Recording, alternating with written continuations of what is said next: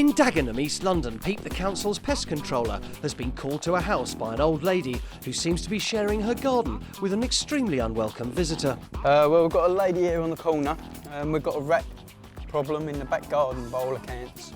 It's possible we might be lucky and see something today. All right, pest control. Oh, thank God for that. You just missed him. You just missed the thing. Have we? Yeah. Okay. Just missed him. Just missed the rat. Just missed the rat.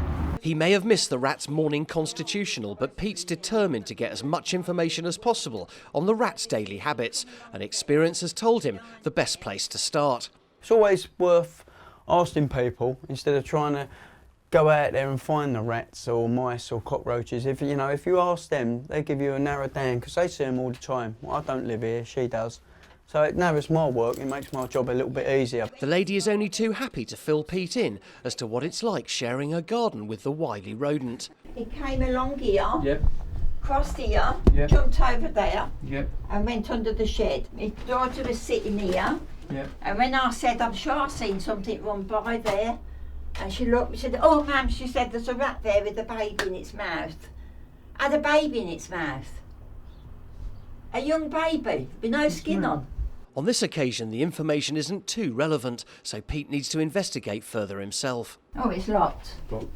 Let me see the rat, I locked it. The rat has been using the cover of the woman's fence to go out foraging at the end of the garden, probably, Pete reckons, on the litter left by the local children.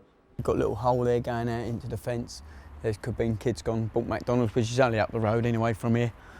So they've thrown the box down. Of course, the rat comes out. You know what kids are like, throwing it all on the floor, not in the bin. So they've picked it up, dragged it through, and just most probably chewed bits and pieces there. Now Pete's found the probable food source, he can meticulously evaluate what he's up against. They're very slow, really, rats, when they run. They sort of arch their back like a ferret, and they sort of like that movement all the time when they run, and they're sort of scattering. So they like to be a bit like undercover, like an SAS bloke, really, basically. They come out and they just want to be in the sort of smallest gap and work their way through. So they come down here, most probably under the table here, drops down there, makes a little dash to the shed, have a look around, waits till he hears no noise, and then he just ventures its way out and goes somewhere down there. Pete's got a good idea now of how the rat's operating, so armed with vital clues as to where he's going to lay the poison, he keeps the lady up to speed. But suddenly, from under the shed, the culprit makes an appearance. It's a big one. That is a big one. Tell by the eye. With the rat keeping a watchful eye, there's no time to lose for Pete to hatch a cunning plan.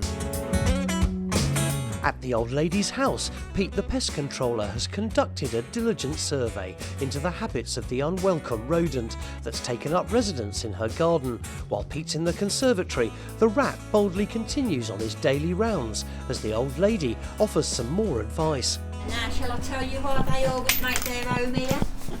Because it's all light, very light round here of a night, but the big wall shelters that bit off. That's why they always come here, love, because nobody can see and run against that wall. This is the fourth time we've had it. Yeah.